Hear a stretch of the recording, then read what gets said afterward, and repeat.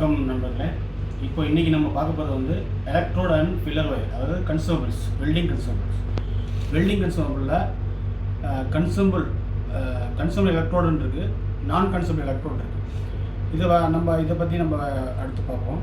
இப்போ வந்து types of electrodes என்னென்ன டைப்பில் இருக்குன்னு நம்ம பார்க்க போகிறோம்.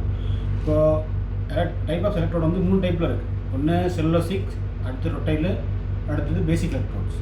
இந்த எலக்ட்ரோட்ஸில் இருக்குது. இதில் நம்ம வந்து முக்கியமாக இம்பார்ட்டண்டாக எதை பார்க்குறோம்னா பேசிக் எலக்ட்ரோட் பார்க்குறோம். அதாவது இப்போ செல்லுலோசிக் எலக்ட்ரோட் அப்படின்னா டீப் பென்ட்ரேஷன், அது செல்லுலோசிக் எலக்ட்ரோடில் டீப் பென்ட்ரேஷன் கொடுக்கும், பென்ட்ரேஷன் அதிகமாக கொடுக்கும். ரொட்டைல்னா ஜென்ரல் பர்பஸ் நார்மலாக அந்த கண்ட்ரி லைன் பைப் லைன் இருக்குது, அதில் வந்து ரூட் அடிக்க யூஸ் பண்ணுவாங்க. அடுத்து பேசிக் வந்து மோஸ்ட் இம்பார்ட்டன்ட். நம்ம பேசிக் என்னன்றதை நம்ம கடைசியாக பார்ப்போம். அதுக்கு முன்னாடி இப்போ எலக்ட்ரோட் கன்சூமபிள் வந்து பில்டிங் எலக்ட்ரோட் கன்சூமபிள், அது வந்து நம்ம இப்போ சைட்டில் ரிசீவ் பண்ணுறோம், இப்போ ஸ்டோரில் வேர் ஹவுஸில் ரிசீவ் பண்ணுறோம். ரிசீவ் பண்ணதுக்கப்புறம் as per QC inspector, QC engineer, இவங்களோட வேலை என்னென்னா அந்த ரிசீவ் பண்ண எலக்ட்ரோடில் கரெக்டான பேட்ச் நம்பர் இருக்கா அப்படின்ற செக் பண்ணணும். பேட்ச் நம்பர், நம்ம ஆர்டர் பண்ண குவான்டிட்டி இருக்கா, ஆர்டர் பண்ண டயாவில் இருக்கா, எவ்வளோ குவான்டிட்டி இருக்குது, இதை செக் பண்ணணும். அந்த பேட்ச் நம்பர் இருக்கும், அதில் பேட்ச் நம்பரும் போட்டுருவாங்க, அதிலே போட்டுருக்கும் ஒரு நம்பர். அந்த பேட்ச் நம்பர் செக் பண்ணணும். அதில் வந்து பேட்ச் நம்பர்னு போட்டு ஒரு 5 டிஜிட் இல்லை 6 டிஜிட் நம்பரில் ஒரு நம்பர் வரும். அந்த பேட்ச் நம்பருக்கு இங்கே சர்டிஃபிகேட்டுக்கான நம்ம செக் பண்ணணும். கால்குலேஷன் சர்டிஃபிகேட்டானு செக் பண்ணணும். கால்குலேஷனில் டெஸ்ட் சர்டிஃபிகேட் சொல்லுவோம். டெஸ்ட் சர்டிஃபிகேட் செக் பண்ணணும். அந்த பேட்ச் நம்பரும் இந்த எலக்ட்ரோடோட பேட்ச் நம்பரும் மேட்ச் ஆகும்போது அது நம்ம நெக்ஸ்ட்டு என்ன, இது மேட்ச் ஆகிடுச்சு, அடுத்து என்ன பார்க்கலாம் அப்படின்றது. அதில் வந்து எக்ஸ்பிரி பார்க்கணும். நெக்ஸ்ட்டு வந்து அதில் chemical composition, tensile strength, held strength, எலாமினேஷன், இதெல்லாம் இருக்கும். அந்த இதில் மேட்ச் ஆகுதான்றதை நம்ம பார்க்கணும். அது செக்ஷன் நம்ம ASME செக்ஷன் 2C அதில் செக் பண்ணி அதில் உள்ள எலக்ட்ரோடில் அஸ்பெக்ட் ஸ்பெசிஃபிகேஷனில் இந்த சர்டிஃபிகேட்டில் இருக்கான்ற செக் பண்ணணும். செக் பண்ணதுக்கப்புறம் இப்போ பேட்ச் சர்டிஃபிகேட் இருக்குது, நம்ம செக் பண்ணியாச்சு. அதுக்கப்புறம் அந்த நம்ம பாக்ஸ் வரும், எலக்ட்ரோட் பாக்ஸ் வரும், சில ஃபில்லர் ஒயர் வரும். அதில் ஏதாவது ஃபிசிக்கல் டேமேஜ் இருக்கான்னு பார்க்கணும். இப்போ அதில் டேமேஜ் இல்லை, பாக்ஸ் உடஞ்சிருக்கு, அது ஓப்பனில் இருக்குது அப்படின்னா அது நம்ம ரிசீவ் பண்ணக்கூடாது. ஆக்சுவலாக அஸ்பர் ப்ரெஷரில் ரிசீவ் பண்ணக்கூடாது, திருப்பி ரிட்டர்ன் பண்ணலாம். இப்போ நம்ம பார்த்தாச்சு, மெட்டீரியல்லாம் கரெக்டாக இருக்குது, எல்லாம் ஓகே அப்படின்னு ஓகேயான பிறகு இதுக்கு நம்ம வந்து சர்டிஃபிகேட் ரெடி பண்ணணும். அதாவது என்னென்னா அதுக்கு வந்து இன்கமிங் இன்ஸ்பெக்ஷன் ரிப்போர்ட், IMI சொல்லுவோம். அந்த ரிப்போர்ட் ரெடி பண்ணி நம்ம சைன் ரெடி பண்ணி வைக்கணும். நெக்ஸ்ட்டு அந்த ரிசீவ் பண்ண கன்சூமபிள், நான் கன்சூமபிள் எலக்ட்ரோட் எல்லாமே ஒரு வேர் ஹவுஸில் வைக்கணும். வேர் ஹவுஸ் எப்படின்னு இருக்கணும்னா கண்டெய்னர் இருக்கலாம், இல்லை டெம்பரேச்சர் நார்மல் டெம்பரேச்சர் இருக்கும், அது ஆம்பியன்ட் டெம்பரேச்சர் நார்மலாக இருக்கணும். இப்போ வந்து அந்த கூலிங்காக இருக்குது, அது AC ரூமு, அந்த இதெல்லாம் எலக்ட்ரோட் வைக்கக்கூடாது. அது கண்டிஷன்ஸ் அது. இப்போது ஒரு கண்ணை நம்ம வச்சுட்டோம், அதை எப்படி வைக்கணும் அப்படின்னு பார்த்துட்டிங்கன்னா ரேக்கில் வைக்கணும். ரேக்கில் வச்சு 1/2 அது 3 அதை வைக்கலாம். அதுக்கு மேலே அடுக்கக்கூடாது. அதுக்கு ரொம்ப அடுக்கணுன்னா அந்த இது எலக்ட்ரோட் டேமேஜ் ஆக வாய்ப்பு இருக்குது. ஸோ நம்ம வந்து ஒரு ரேக்கில், ஒரு கண்டெய்னர் உள்ள ரேக்கில் கீழே வைக்கலாம். அது பத்தல அப்படின்னா கீழே வைக்கலாம், கீழே 1/2 அப்படி வைக்கலாம். இது ஸ்டோரேஜ் பண்ணணும். இதை வந்து நம்ம வந்து அடிக்கடி மானிட்டர் பண்ணிக்கணும், அது கரெக்டாக இருக்கா, டெம்பரேச்சர் கரெக்டாக இருக்கா, ஆம்பியன்ட் டெம்பரேச்சர் இருக்கான்னு செக் பண்ணிக்கணும். நெக்ஸ்ட்டு எலக்ட்ரோட் ஸ்டோரேஜ் பார்த்துட்டோம். எலக்ட்ரோட் பேக்கிங், இந்த எலக்ட்ரோடை வந்து நம்ம சைட்டுக்கு நம்ம யூஸ் பண்ண போகிறோம் அப்படின்னா எலக்ட்ரோடை அப்படியே எடுத்து வந்து பேக்கிங் கொண்டு வரும். அதாவது ஒரு பேக்கிங் ரூம்னு ஒன்று இருக்கும், ஸ்டோரேஜ் ரூமு, ஓவன் ரூம்னு இருக்கும். நீங்கள் அந்த ஃபோட்டோவில் ஒரு ஸ்லேட் காமிக்கிற எல்லாம் பாருங்கள். அதாவது ஹீட்டிங் வந்து மதர் ஓவன் பண்ணுறோம். இப்போ என்னன்னா 2 டைப் ஆஃப் எலக்ட்ரோட் இருக்குது ஹீட்டிங் பேக்கிங்ஸ் ஓவன் ஹீட் பண்ணுறதுக்கு. அது வேக்கம் எலக்ட்ரோட், நான் வேக்கம் எலக்ட்ரோட். இப்போ வேக்கம் எலக்ட்ரோட் ஃபஸ்ட் நான் சொல்லிடுறேன். வேக்கம் எலக்ட்ரோடுன்றது என்னென்னா ஆல்ரெடி இது ஹீட்டட் எலக்ட்ரோட், ஹீட் பண்ணி தான் நம்ம வேக்கம் பண்ணி வந்திருப்பாங்க எலக்ட்ரோட சைட்டுக்கு வரும். அதை நம்ம டேரெக்டாக எடுத்துகிட்டு போயிட்டு போர்ட்டபுள் ஓவன் நம்ம சைடில் காமிக்கிறேன். இதெல்லாம் போர்ட்டபுள் ஓவன் என்ன அப்படின்றத காமிக்கிறேன். போர்ட்டபுள் ஓவனில் நம்ம டேரெக்டாக சைட்டில் கொடுத்துடலாம். அவங்க வெல்டிங் ஸ்டார்ட் பண்ண ஆரம்பிச்சிடலாம். இதுக்கு வந்து தனியாக பேக்கிங் பண்ண அவசியம் இல்லை, நம்ம டேரெக்டாக சைட்டில் யூஸ் பண்ணுறோம். அதில் போர்ட்டபுள் ஓவன் வந்து 60 டிகிரியில் இருக்கும், 60 டிகிரி டெம்பரேச்சரில் ஹீட்டிங்கில் இருக்கணும். இது நம்ம சைட்டில் யூஸ் பண்ணியிருக்கலாம். யூஸ் பண்ணதுக்கப்புறம் 8 ஹவர்ஸ் ஆகிடுச்சி அப்படின்னா நம்ம சைட்டில் கொடுத்து 8 ஹவர்ஸ் ஆகிடுச்சி அப்படின்னா அந்த எலக்ட்ரோட அப்படியே எடுத்து வந்து ரீபேக்கிங் பண்ணணும். பேக்கிங்கிறது 250 to 300 டிகிரி சென்டிகிரேடில் இருக்கணும். இது வந்து 2 ஹவர்ஸ் பண்ணணும். 2 hours பண்ணி முடிச்சுட்டு அடுத்து ஹோல்டிங் ஓவனில் வைக்கணும். ஹோல்டிங் ஓவன் எவ்வளோன்னா 100 to 150 டிகிரியில் வைக்கலாம். அதாவது எங்கள் ஸ்பெசிஃபிகேஷன் நாங்கள் இது யூஸ் பண்ணுறது, ஒவ்வொரு ஸ்பெசிஃபிகேஷனும் மாறும்.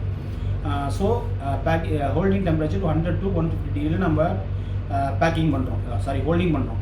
ஹோல்டிங் பண்ணி முடிச்சது அது டேரெக்டாக யூஸ் பண்ணலாம். சைட்டில் நம்ம எடுத்து போய் திருப்பி போர்ட்டபிள் ஓவனில் வச்சு யூஸ் பண்ணுறோம். யூஸ் பண்ணதுக்கப்புறம் அது திருப்பி 8 hours முடிஞ்சிச்சு, அந்த டைம் முடிஞ்சிச்சு அப்படின்னா அந்த மற்ற எலக்ட்ரோடு எல்லாமே வேஸ்டேஜ் தான். ஸோ நம்ம வந்து கேர்ஃபுல்லாக இதை வந்து எவ்வளோ குவான்டிட்டி நமக்கு தேவைப்படும், அந்த ஒரு வெல்டிங் அடிக்க எவ்வளோ குவான்டிட்டி தேவைப்படும் அதை எடுத்துகிற மாதிரி தான் நம்ம எடுத்துகிட்டு போய் யூஸ் பண்ணணும். அடுத்து நான் வேக்கம் எலக்ட்ரோடு. இது என்னென்னா இது வந்து எதுவுமே ஹீட் பண்ணாத எலக்ட்ரோடு, பேக்கிங் பண்ணாத எலக்ட்ரோடு. ஸோ நம்ம ஃபஸ்ட் டைம் நம்ம எடுத்து வந்து அந்த ஓவன் ரூமில் பேக்கிங் பண்ணணும். அந்த பேக்கிங் பண்ணுறது டெம்பரேச்சர் என்ன சொன்னேன், 250 டிகிரி சென்டிகிரேட் டு 300 டிகிரி சென்டிகிரேட்டில் இருக்கும். இதை வந்து நம்ம 2 hours ஹீட் பண்ணணும். ஏற்கனவே சொன்ன மாதிரி 2 hours ஹீட் பண்ணணும். ஹீட் பண்ணதுக்கப்புறம் அடுத்து ஹோல்டிங் ஓவனில் வைக்கணும். Holding oven 100 to 120 degree centigrade. இது 2 hours இல்லை, எப்போ வேணால் வைக்கலாம், நம்ம தேவைப்படுறப்பட்ட எடுத்துக்கலாம். ஹோல்டிங் ஓவனில் இருக்கும்போது தேவையான எலக்ட்ரோடை எடுத்துகிட்டு அடுத்து போர்ட்டபிள் ஓவனில் வைக்கணும். போர்ட்டபிள் ஓவன் சொல்லியிருக்கேன் 65 டிகிரி சென்டிகிரேட். இதை வச்சுட்டு அதில் 8 hours ஆகிடுச்சு, 8 hours முடிஞ்சிருச்சு, நம்ம ஷிஃப்ட் டைம் முடிஞ்சிருச்சு, அது எக்ஸ்ட்ரா எலக்ட்ரோட் இருக்குது அப்படின்னா திருப்பி அதை வந்து பேக்கிங் பண்ணலாம். பேக்கிங் பண்ணுறது சேம் அந்த டெம்பரேச்சரில் பண்ணணும். 2 hours பேக்கிங் பண்ணிட்டு திருப்பி ஹோல்டிங் ஓவனில் போடணும். ஹோல்டிங் ஓவனில் வச்சுட்டு அது நம்ம எப்போ வேணால் யூஸ் பண்ணிக்கலாம். திருப்பி நம்ம யூஸ் பண்ணிவிட்டு போர்ட்டபிள் ஓவனில் யூஸ் பண்ணிவிட்டு நம்ம திருப்பி யூஸ் பண்ணலாமான்னா யூஸ் பண்ணக்கூடாது. அதாவது ஒன்லி ஒன் டைம் ரீபேக் பண்ணுறது ஒன்லி ஒன் டைம் மட்டும்தான் அலவுடு அஸ் பர் ஸ்பெசிஃபிகேஷனில். இது எந்த நீங்கள் சைட்டில் ப்ராஜெக்டில் பண்ணாலும் இது சேம் ஸ்பெசிஃபிகேஷன் தான், இது ஸ்டாண்டர்டு. இது வந்து நீங்கள் வந்து எங்கேயுமே யூஸ் பண்ணக்கூடாது, எங்கேயுமே இது பண்ண மாற்றக்கூடாது. இது அதாவது electrode non vacuum electrode only once rebake, vacuum electrode only one time baking பண்ணலாம். இதை மைண்டில் வச்சுங்க. Next electrode define. அதாவது எலக்ட்ரோடு வந்து சொல்லியிருக்கேன் நான் கன்சூமபிள் எலக்ட்ரோட் ரெண்டு இதில் இருக்குது. இப்போ எலக்ட்ரோடு வந்து இந்த பாருங்கள், இது எலக்ட்ரோடு சரிங்களா, இது வயர், எலக்ட்ரோட் வயர், இது ஃப்ளெக்ஸ் கோட்டிங். இது ஃப்ளெக்ஸ் கோட்டிங்கில் வரும். உங்களுக்கு வந்து இங்கே அதாவது இந்த பாயிண்டில் இருக்கும் உங்களுக்கு எலக்ட்ரோடு வெல்டிங் அடிக்கும் போது. இப்போது இது வெல் ஜாயிண்ட் அப்படின்னா, இது பிளேட் அப்படின்னா பிளேட்டோ பைப்போ ஒரு வி ஜாயிண்டில் நம்ம வெல்டிங் அடிக்கணும்.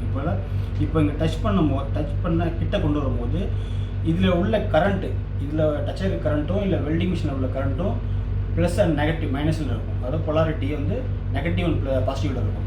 நெகட்டிவ் அண்ட் பாசிட்டிவ் ஆகும்போது எர்த் ஆகும்னு சொல்லி கேள்விப்பட்டிருக்கோம் இல்லையா, எர்த் ஆகும் அப்படின்னு. அந்த எர்த் இங்கே வரும். அந்த இடத்துல வந்து ஹீட் இன்புட் அதிகமாகும். இப்போது சொல்லப்போ ஹீட் இன்புட் எவ்வளோன்னா 6000 டிகிரிக்கு மேலே ஹீட் இன்புட் அதிகமாகும். ஹீட் இன்புட் ஆகும்போது ஆட்டோமேட்டிக்காக அந்த ஃப்ளெக்ஸ் எல்லாம் கரைய ஆரம்பிக்கும். இந்த ஃப்ளெக்ஸ் எல்லாம் சாலிடிஃபிகேஷன் சொல்லுவாங்க, சாலிடிஃபிகேஷன் ஆகும். லிக்விட் ஆகும். லிக்விட் ஆகும்போது அப்படியே லிக்விட் ஆகிட்டே இருந்ததுன்னா லிக்விட் ஆகி அந்த காயிற டைமில் சாலிடிஃபிகேஷன் ஆகும். அந்த அப்போ தான் வெல்டு ஃபார்ம் ஆகும். இது வெல்டிங் ஃபார்ம் ஆகும். இந்த பிளேட்டாக பைப்பில் வெல்டிங் ஃபார்ம் ஆகும். இது வந்து கன்சூமபிள் எலக்ட்ரோட், ஃப்ளெக்ஸ் இருக்கிறனால கன்சூமபிள். இதுக்கு வந்து ஷீல்டிங் தேவையில்லை. ஷீல்டிங் எதுக்கு யூஸ் ஆகுன்றதை நான் இதில் சொல்கிறேன். இது ஃபில்லர் ஒயர், இது சேம் SMAW. அதாவது இது SMAW E7018. E7018 அப்படி டிஃபைன் என்னன்னா, அதாவது E7018 அப்படின்ற AWS கிளாசிஃபிகேஷன். இதுக்கு வந்து எல்லா எலக்ட்ரோடு எல்லா ஃபில்லர்வேருக்கும் ஒவ்வொரு கோட் கொடுத்துருப்பாங்க. இது வந்து CS மெட்டீரியல், அதாவது கார்பன் ஸ்டீல் மெட்டீரியலுக்கு யூஸ் பண்ணுற எலக்ட்ரோட், பேசிக் எலக்ட்ரோட். E7018 அப்படி என்ன டிஃபைன் பண்ணணும் அப்படின்னா, ஈன்றது எலக்ட்ரோட், ஷார்ட் ஃபார்ம் ஈன்றது எலக்ட்ரோட், 70 அப்படின்றது டென்சில் ஸ்ட்ரென்த். அதாவது tensile strength 70,000 PSI or 700 KPI சொல்லலாம். இது 1ன்றது ஆல் பொசிஷன், 70ன்றது சொல்லிட்டோம் டென்சில் ஸ்ட்ரென்த். 1ன்றது ஆல் பொசிஷன், இது ஆல் பொசிஷன் யூஸ் பண்ணலாம். 8ன்றது flux coating and chemical composition. இது என்னென்ன இருக்குன்றதை டிஃபைன் பண்ணுறது. இதுதான் டிஃபினேஷனு 7018க்கு. இது வந்து ஃபில்லர் ஒயர், அதாவது இது வந்து ரூட் ஹார்ட் பாஸ் அடிக்கணும். இது வந்து ஃபில்லப் அண்ட் ஃபைனல் அடிக்கலாம் இந்த எலக்ட்ரோட். இது வந்து ER70S2. ERன்றது எலக்ட்ரோட், டெசிக்னேட்டட் எலக்ட்ரோட். 70ன்றது சேம் அந்த டென்சில் ஸ்ட்ரென்த்து. Sன்றது சாலிட் ஒயர், அந்த 2ன்றது கெமிக்கல் கம்போசிஷன்.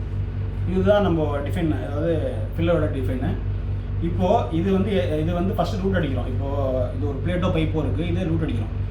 இதில் வந்து நம்ம ஃப்ளெக்ஸ் இருந்தது, அதனால இது நம்ம ஷீல்டிங் தேவையில்லை. ஷீல்டிங்னா என்னென்னா, இப்போது நம்ம அடிக்கும் போது இதில் ஃபுல்லாக ஏரில் ஆக்சிஜன் கார்பன் டை ஆக்சைடு கலந்துருக்கு. ஆக்சிஜன் நம்ம படிச்சிருக்கோம், ஆக்சிஜன் நம்ம உள்ளே எடுக்கிறது, கார்பன் டை ஆக்சைடு நம்ம வெளியே விட்டுருது. இதை வந்து கலந்துருக்கும். அது வந்து வெல்டிங்கில் மேட்ச் ஆகும்போது ஆக்சிடேஷன் உண்டாகலாம், கிராக் உண்டாகலாம், இந்த மாதிரி டிஃபெக்ட் வரலாம். ஸோ நம்ம என்னென்னா, நம்ம ஷீல்டிங் யூஸ் பண்ணுறது, இதுக்கு ஃப்ளெக்ஸ் கோர் இருக்குது. இந்த ஃப்ளெக்ஸ் கோர் மேலே இருக்கு இல்லையா, இது ஃப்ளெக்ஸ் கோர் இருக்குது. இது சேவ் பண்ணும், ப்ரிவென்ட் பண்ணும். இதுக்கு ஷீல்டிங் என்ன இருக்குது அப்படின்னா, இன்னட் கேஸ்ன்னு தனியாக ஒரு சிலிண்டர் வரும், ஓட்டு சிலிண்டர் வரும், ஆர்கன் சிலிண்டர் வரும். அது வந்து இந்த பியூரிட்டி வந்து 99.9% இருக்கும். அது சர்டிஃபிகேட்லாம் வரும், அதை நம்ம செக் பண்ணிக்கிறோம். அப்புறம் அந்த இன்னட் கேஸ் வர்றதுக்கு ஒரு ஷீல்டிங் டியூப் இருக்கும். அதில் என்ன அந்த கேஸ் வரும், அந்த கேஸ் வந்து இந்த இடத்துல இருக்கும். நான் அந்த ஃபோட்டோ வைக்கிறேன் பாருங்கள், அதில் கிளியர் கொடுத்துருப்பாங்க.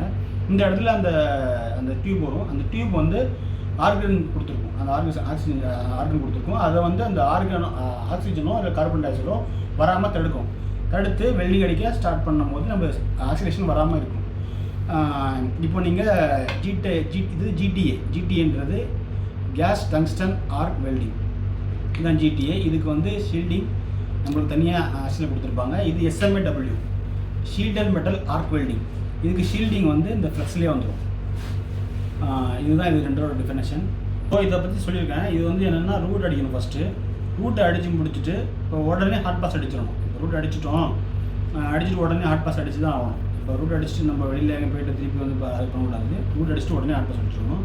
ஏன்னா அதுக்குன்னா ரூட் அடிச்சிட்டோம்னா திக்னஸ் அந்த மெட்டலோட திக்னஸ் ரொம்ப கம்மியாக இருக்கும். நம்ம கொஞ்ச நேரத்தில் சடன் கூலிங் ஆகும்போது அது கிராக் ஆக சான்சஸ் இருக்குது. ஸோ நம்ம உடனே ஹாட் பாஸ் அடிச்சிடணும். இதுலேயே ரூட்டை நாட்டாக அடிக்கணும். இது என்னென்னா, இதில் என்ன அட்வான்டேஜ் அப்படின்னா, இதில் வந்து ஸ்லாக் வராது. ஸ்லாக் எதனால் வருதுன்னா, இந்த ஃப்ளெக்ஸ் கோரிங்னால ஸ்லாக் வரும். இதில் ஸ்லாக் வராது, பட் பொராசிட்டி வரும். பொராசிட்டி எதுக்கு வருதுன்னா, அந்த ஷீல்டிங் கேஸில் வந்து வரும்போது அந்த மாய்ஸ்சரு இல்லை வாட்டர் அதில் ஏதாவது இருந்ததுன்னா அதில் பொராசிட்டி வர சான்சஸ் இருக்குது. இது அட்வான்டேஜ், டிஸ்அட்வான்டேஜ். இது மெயின். இதில் வந்து SMAW ஆர்க் வெல்டிங்கில் வந்து இது இந்த ஃப்ளெக்ஸ் கோர் இருக்கு இல்லையா, அந்த ஃப்ளெக்ஸ் கோர் வந்து வெல்டிங் அடிக்கும் போது இது அப்படியே படர்ந்துருக்கும் ஜாயிண்ட்டில். அதை கரெக்டாக ப்ராப்பராக க்ளீன் பண்ணிட்டோம்னா அந்த ஸ்லாக்ன்ற வராது.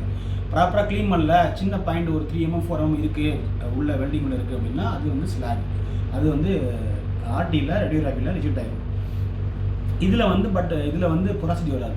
அதாவது SMAW ஆர்க் வெல்டிங்கில் ஸ்லாக் வரும், பொராசிட்டி வராது. GTW டிக் வெல்டிங்கில் பொராசிட்டி வரும், ஸ்லாக் வராது. இது மெயின் திங்ஸு. இது ஞாபகம் வச்சுக்கோங்க. இது வந்து சிம்பிளாக நம்ம பார்த்தாச்சு எலக்ட்ரோட பேசிக்காக. இனிமேல் நம்ம வீடியோ வந்து அதிகமாக நம்ம வரும், நீங்கள் கண்டிப்பாக பாருங்கள். இப்போது நம்ம இதுக்கு முன்னாடி ரேடியோகிராஃபி, DPT எல்லாம் பற்றியெல்லாம் போட்டிருக்கோம், நீங்கள் பாருங்கள். தேங்க்யூ, பாய்.